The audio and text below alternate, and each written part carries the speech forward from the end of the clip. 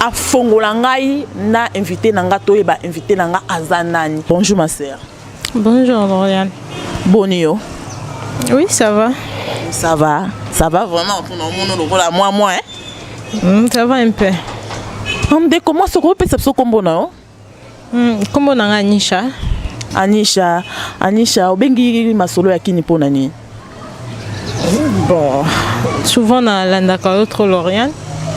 Maintenant, ils ont un problème moko ekomeli ngai, c'est ça na profiter na solo onayo. Et puis na tout un peu ba conseil na ba ndeko ba sunga ngai na problème ko elingai. Problème ngo ezanini o bandeko ba ko sunga yo. Problème ngo vraiment ezanini mais ka un peu ko fongola biso to mais ka un peu ko comprendre et ça li solo ni. Bon, problème na zanango eza juste des problèmes à famille. Ndeka ba famille zalaka. Ba bota biso mi balé moi avec ma soeur. Maman biso avandara na Kisenso. Il y avait un tas grande sœur qui kozwa libala. Donc grande sœur a joué libala. Là j'étais un peu moi petite non. Na kenda na grande sœur na libala comme des batindara leki akende na yaya na libala nae. Et na kenda na grande sœur na libala nae. Et après na tangue pas grande sœur. Na joué diplôme de ma beaucoup grande sœur.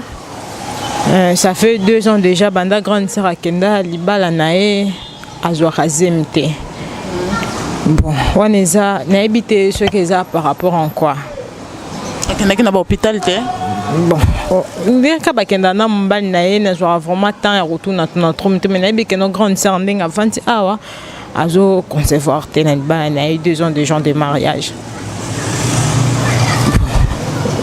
C'est que les autres qui l'ont jusqu'à maintenant. Pour te dire même, naza même maintenant ma boka grande sœur nanganate, naza même pas pena ma boka ba parents nangai. Mais nos arabes. Je suis une amie. Na kimi moi mke pour un problème kimi nini. Bon.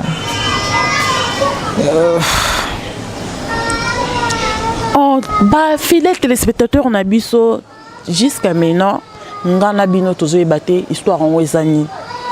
Tozo monaka notre sœur azana ba émotion alobi kazali sous pas grande sœur na été ou abandai ko bokola e alobi azongi peso pa maman la bango te chose grave aza pa ya copine na moko boy en tout cas vraiment quand ndé masolo qui nous en a posa ko découvrir le solo ngo poto mais un peu copé sans conseil ndé tozo ngato solo la nande ko mwasi ayebisa biso au juste c'est quoi hein oui sali keye akima famille na ye ya yo ko solo na biso obengi biso dans le téléphone ko ma chérie to ye mais solo na biso. Bon, 3 jours passés, nazaki na ndako, na jo appelle à maman, abenga ina na kende na ndako. Na kenda ki na ndako, na kutani na maman, avant de singai. Moi je pensais peut-être azolo banangai, tu sais quoi? Mais subitement, na mon maman lobi nangai que non, parce que mon bas la grande sœur mangana azana ma possibilité nae. Maman vandi singa. On prendre le balangai. Donc mbongo ya beau-frère nanga wana ekoki ko kende libanda te. Comme mbongo wana ekoki ko kende libanda te, il faut mbongo wana est circuler juste kaka na famille. Comme grande sœur azobota te. Donc pour na bango na famille ba proposer ngai na bimana mbala grande sœur nanga. Bon. Je n'arrive même pas parce que la minute comme je venais dans ni kobi meza ke boké tambola pe bobeti moi tout na comme moi c'est ya mobala grande sœur nangai. Pourquoi ça? Peut-être ngana koko botele mwana. C'est ça le problème. Mais quand je parle là, j'ai 20 ans. Je suis vierge. Avec tous les conseils maman pesanga bana za koko la que non virginité nangai na gardons jusqu'à ce que na ko bala. Et maintenant quand maman wana a proposé nga tsusu na bimana mbala grande sœur nangai. Donc na koki même pas. Na zonginda je pensais peut-être ça idée à maman et n'est comment on a même idée avec ma sœur. avant de singa tout pour alobalanga même makambo mama lobaki na ngai. Jusqu'à présent non kokangote. Ma chérie, s'il te plaît, okoma mwasi ya mobali ya grande sœur na yo, peut-être ko bota na ye, sko yomoko, hein, yomoko siko décision nezani. Je n'ai pas de choix. Pour le moment là, naza la décision té parce que naza moi na. C'est ça na ye pa na yo pour bo mekempe ya ko aider ngai na likambo ekolelinga. Un, je suis vierge. Et de deux, na bimana mubalo aza mubali na ngai te. Donc entre parenthèses donc a de vierge nga premièrement na mubala grande sœur na nga. Oh aza lokola papa bokoli ngai. Donc nazo kokate c'est ça. Moi un peu pression na bakomo tianga entre maman na grande sœur na nga c'est ça na sali kena kimandako na vende pas ba camarades. Ya yo mekan kepe ko sola na bango te ko bisi bango ke non esa mabe na ko sala ngote jamais na ko koma mbanda ya na ngai ko sola na bango te mekan pe ko talisa bango makambo na nyoso to. Nyoso na sola ki na mama. Maman ebika na nga. Maman zo sauver honneur na bino. Donc ça c'est pas l'honneur de la famille. Parce que ma sœur a balaki vierge, pourquoi pas penga na bala viergeté? Pourquoi maman n'a pas virginité n'a pas ça mon bala grande sœur oh déjà balay. Alors mon bala quoi ko bala ngana sima. Peut-être mon bala ya ko balo pe comme deuxième femme. To ka bombal ma na grande sœur nanga. Oh azalo quoi maman nanga. Parce qu'il y a beaucoup de gens quand même nanda comme nae. Et le gars là azalo quoi papa nanga. Atangi singai.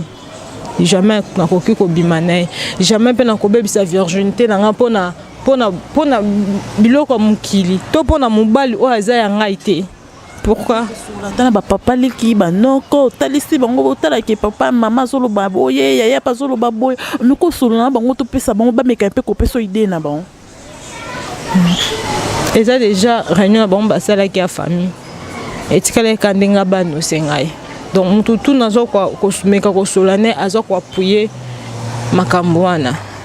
Donc c'est ce moniteur na tiki déjà famille na pas non parce que tout na famille aza pour bango mon côté aza pour ngai. C'est ça na poussé un peu na yo pour avoir un peu les idées quoi faire. Si je peux ou si je peux pas. Là on a vraiment en tout cas loko on a évité vraiment ba maman soki to comme côté ka ba virginité ya ba na biso po da bombongo to pe mbongo et ça vraiment mabe mingi soki pe po na ko batela libala il faut mobleki no abotaka na mobali na to palinga mobali na yo je sais pas soki bino bo monyango ndeni po na nga na monyango no vraiment et ça mabe ma chérie on a bosani sou comment c'est qui encore le nom Anisha est-ce que ko kota la caméra nanga à face ou ça la demande pas à grande sœur na yo ou ça la peut demander pas ya beau-frère na yo ou balobika comme mobile na yo ou ça la peut demander pas ya maman ou aza maman no baki ko battre la virginité na okaka ye wana lola biki non o baby sa virginité na yo o ko ta la caméra na nga face au sola na bango. Premièrement je parle à ma mère.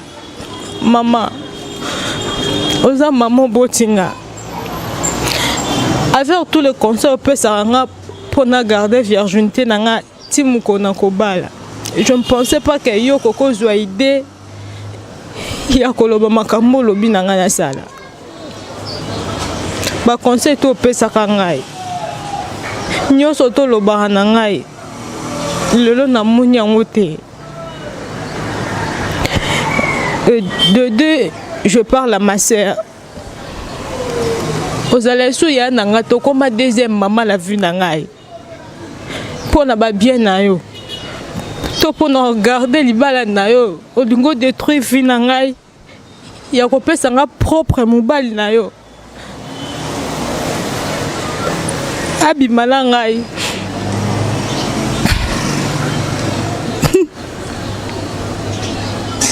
Là nga kutuna leli no ki pasi hein non qui vraiment pasi na ebité bande ko balandi ya masolo ya kin botala non li solo oyo bo menkampe ko benga biso bo menkampe ko pesa conseil sur le solo oyo est-ce que asala ngo ou bien asala ngo te nga vraiment pas na kana nga nazo ebate na comme na mbanga du choix na ebate na sala nini na conseiller nini asala ngo pour na ko sauver libala ya grande sœur na ye asala ngo pour mbongo ya mon grand frère ya mon bala grand frère ya grande sœur na bango etika la kaka pa na bango ou bien asala ngo te jusqu'à maintenant na oyebate na lobani jusqu'à maintenant na oyebate na conseiller nini hein en tout cas ma balandi ya masolo ya kin balandi ni surtout ya Congo tek tek bo meke pe ko benga biso poto me ko pesa conseil.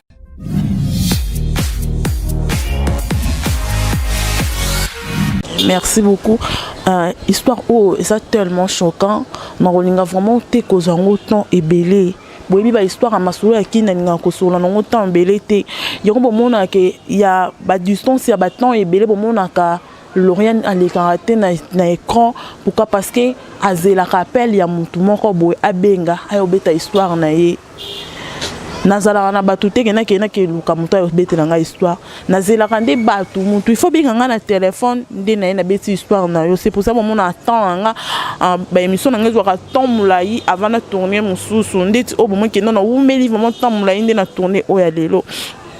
Là je vous demande bon mais un peu copier sa conseil de connaître surtout aux émissions mais un peu partager yango pour peut-être nanzela na yo ndongo partager pe ça ki mutu wana ko koza peut-être un conseil moko ya koluka ko conseiller de kona biso ya moi c'est mais quelque part je peux dire à ba maman ton to botaka to peton to zoka bana to maman botaka azala kala pour ko sauver honneur na to pe ko sauver éducation à moi na jamais ba sœur mais balé ba ko koma bambanda. Maman soki vraiment yo pour telle émission pour nebi ana kinyo talango mais soko mon émission oyo ngai moura hein nga Lorian na salio demande ya kolbano ke non longo la idée wana za ngweza mabe quelque part so ngo solo la na mwana il faut tout na ta basala nzambe to comme na sona suka émission ya oza le boko ba la famille le bana ko ba na famille na ngai ba mec un peu ko comprendre parce que c'est pas facile.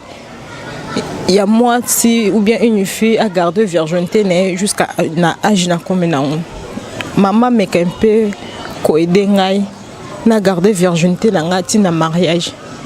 Ça donne mon fiancé moko boye to pe proposant moko boye a proposer kayo ça ne anaye. Non, je ne pas pas aimer.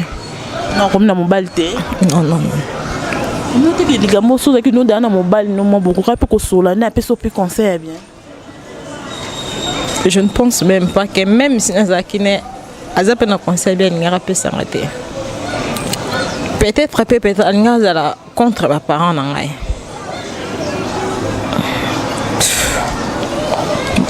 Merci Nabino balandi ya masolo ya kini to komi na suka ya émission na biso ya mokola lelo.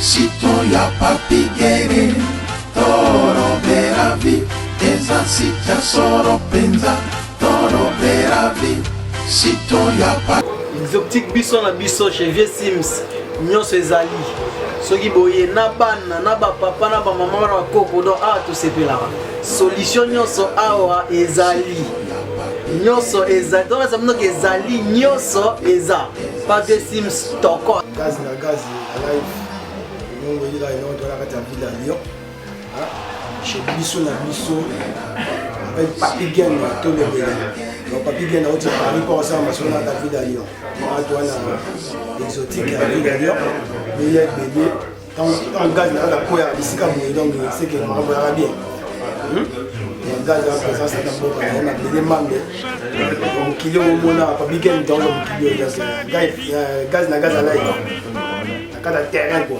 na exotique ya vie na biso